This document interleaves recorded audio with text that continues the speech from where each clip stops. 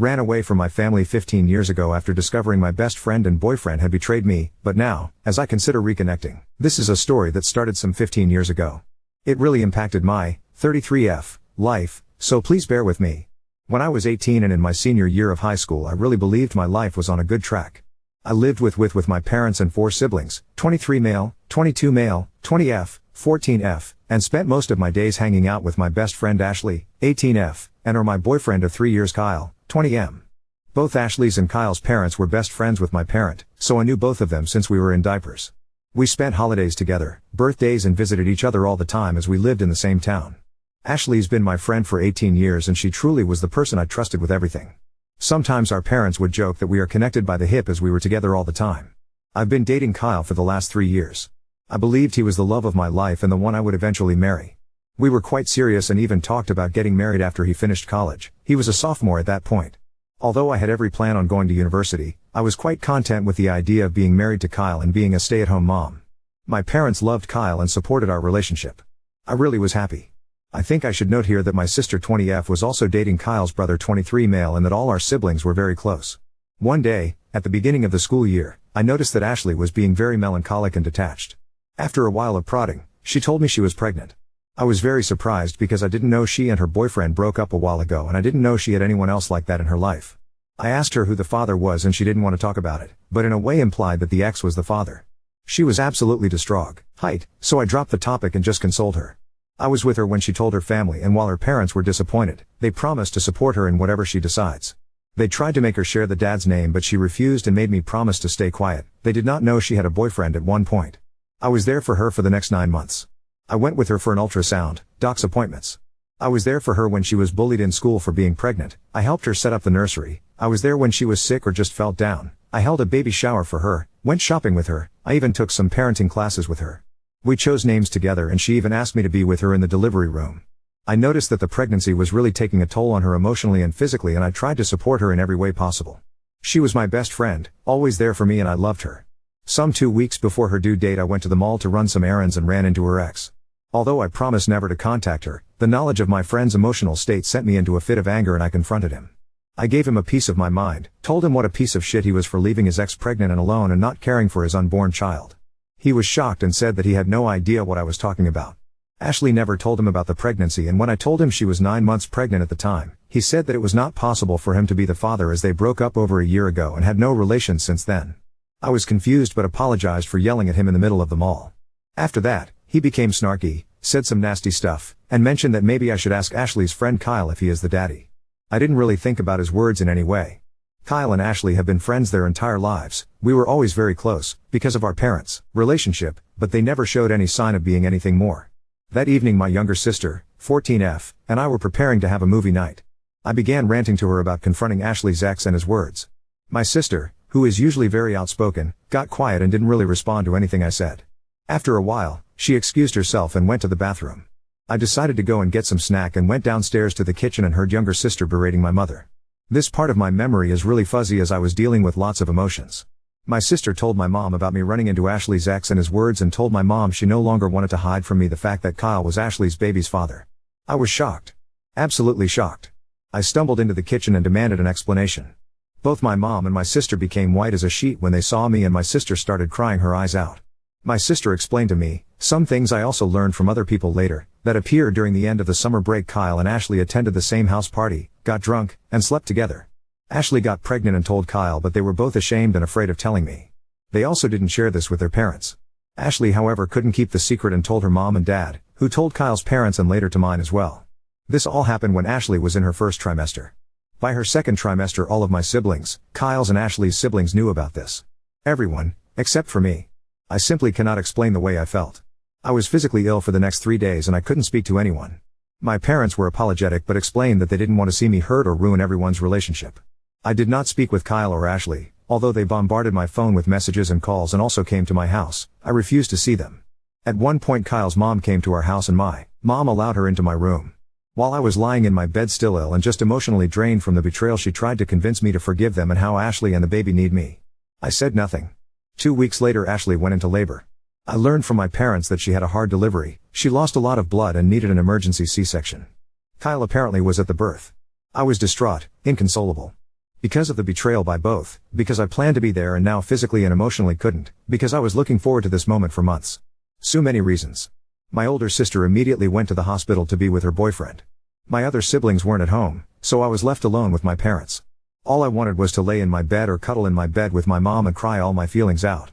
My mom received a call from Ashley's mom. She came to my room and told me that she and dad were going to the hospital. I was perplexed and asked her to stay with me. She said that Ashley's parents need all the support they can get and that we will discuss everything later. I tried to tell her not to go and that I also need their support, but she said not to be selfish and they left.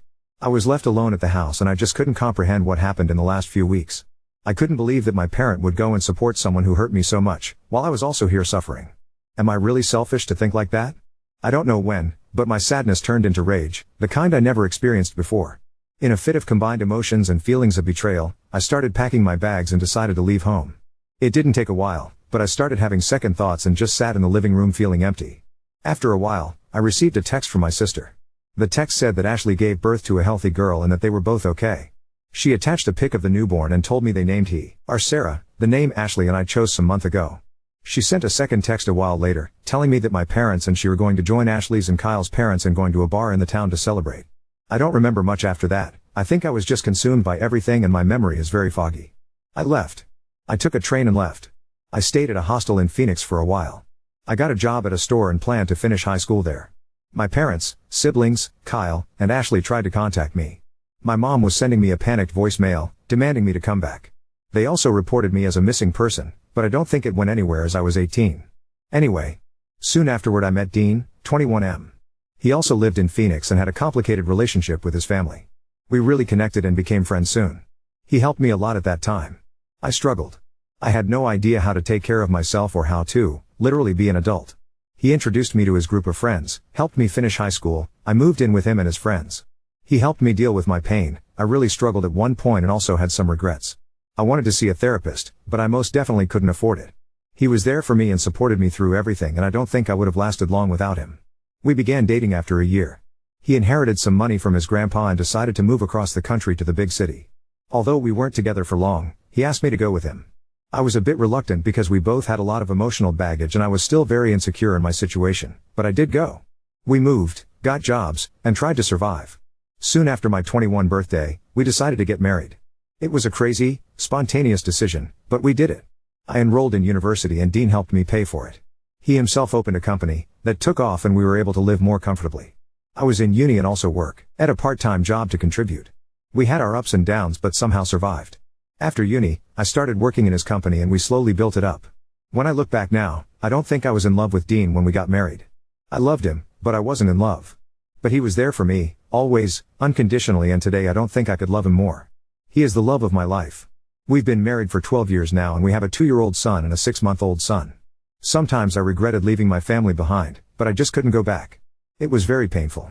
I felt like my parent chose Ashley and Kyle over me. I did go to a therapist when I was 25 and tried to deal with my emotions. Last year, at the beginning of the pandemic, I received an email from a 14-year-old girl named Evelyn. She explained that she was my niece, my older sister's and Kyle's brother's kid. She knew about me and wanted to meet me. Although I was reluctant to speak to her, we did exchange some emails. Let me note that she did not know what transpired 15 years ago, so the conversations were pretty innocent. We talked about her school, interest, and she talked about my family. I learned I had 10 nieces and nephews. I also learned that Kyle married Ashley 4 years after I left and had 2 sons besides Sarah. My parents continued to have a friendship with Kyle's and Ashley's family, and to me, it really felt like my family continued their normal life, despite me being gone.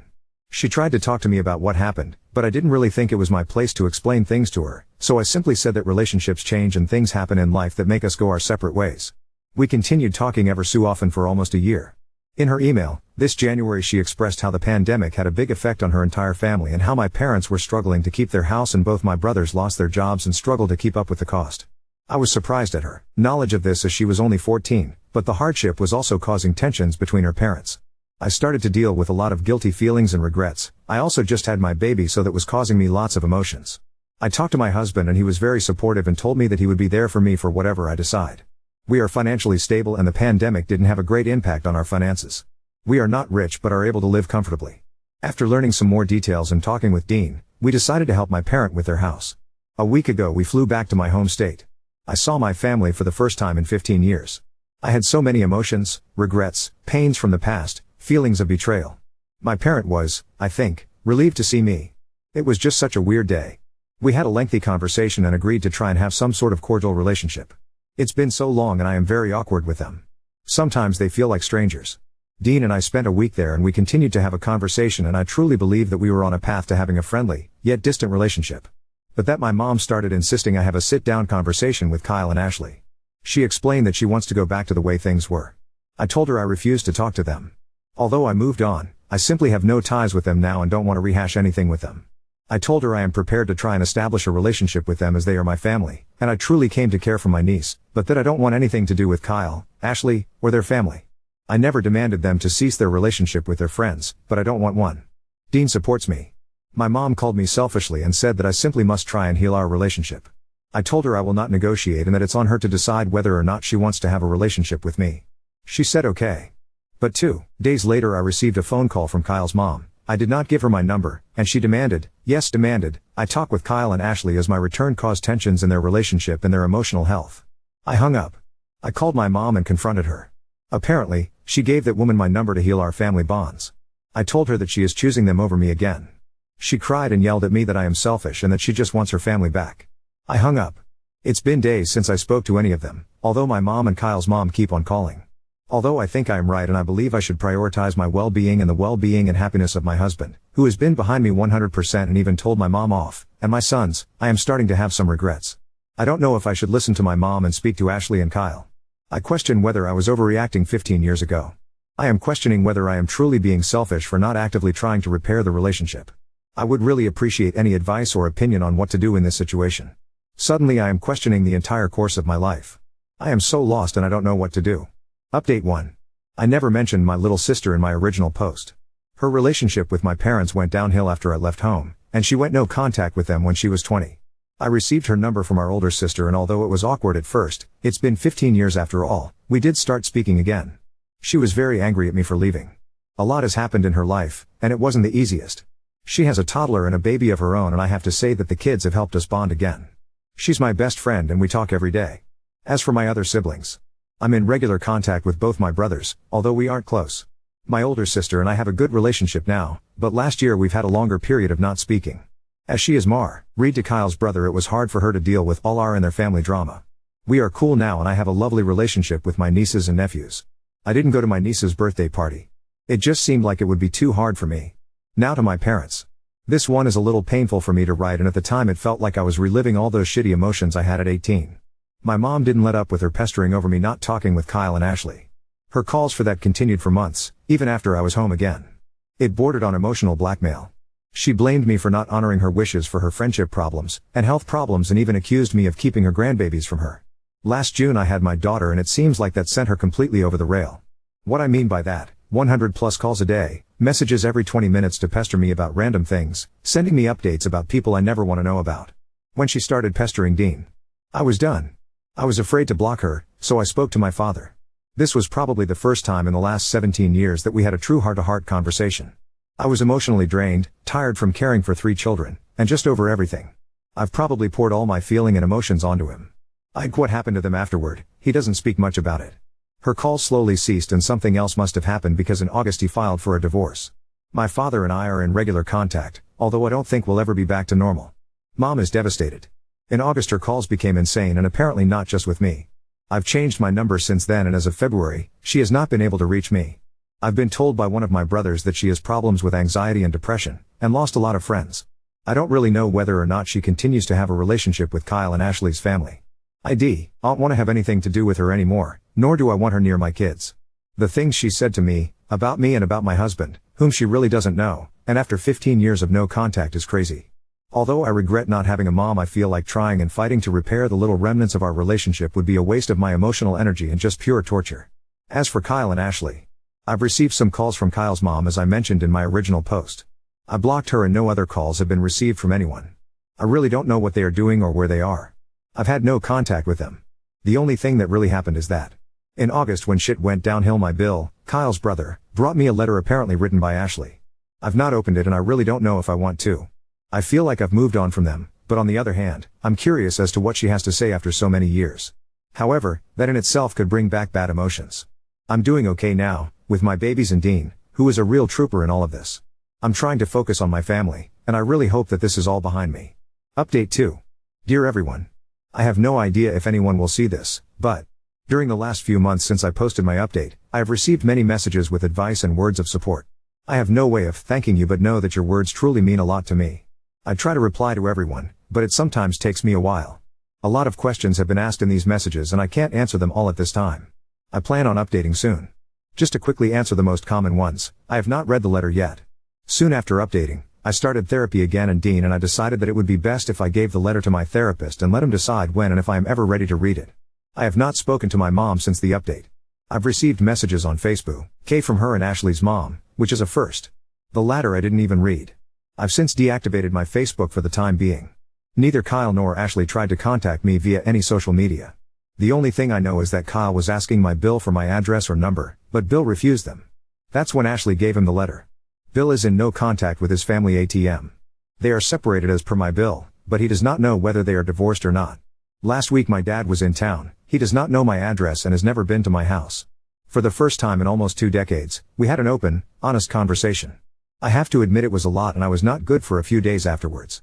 But it was necessary. I learned a lot about my mom. A lot of you tried to imply there must have been something in her past to make her the way she is, and the time between them learning Ashley was pregnant and my return 2 years ago. It's a lot to unpack and I'll probably be in therapy for a long time. It's a lot really, so I'll have to write a separate update. Also, my little sister. She was not at fault and I never blamed her for hiding the secret from me. She was a teen and she knew it was wrong, but she was put under a lot of pressure by our mom. After I left her life was hell and our mom was insufferable and blamed her for a lot of things. Again, thank you for your words of support and encouragement. Lots of you sent words for Dean as well and he has read them. You are right, he is the best and I probably would not have been where I am today without him. Please appreciate your families, if they are there for you in good and bad of course. Call your parents and sibling and tell them how much you love them.